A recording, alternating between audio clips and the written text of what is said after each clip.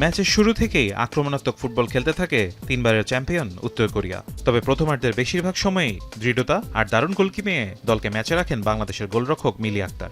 একাধিক নিশ্চিত গোল বাঁচিয়ে দেন তিনি। এমনকি ভিআর চেকে উত্তর কোরিয়ার 2টি সম্ভাব্য গোলও বাতিল হয়।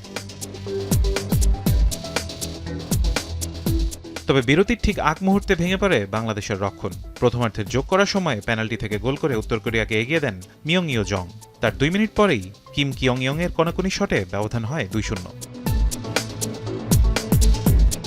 দ্বিতীয়ার্ধেও ম্যাচের নিয়ন্ত্রণ থাকে উত্তর কোরিয়ার হাতেই। 62 মিনিটে চায়ো নিয়ং, পরের মিনিটেই কিম কিয়ং ইয়ং এর গোলে ব্যবধান বাড়ায় কোরিয়া।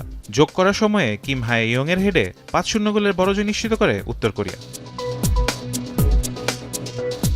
2 ম্যাচে হারের পর এখন গ্রুপ পর্বের শেষ ম্যাচে উজবেকিস্তানের বিপক্ষে জিততেই হবে বাংলাদেশকে। সোমবার সেই ম্যাচে নির্ধারিত হবে আফিদা ঋতুপর্ণাদের কোয়ার্টার ফাইনালের ভাগ্য।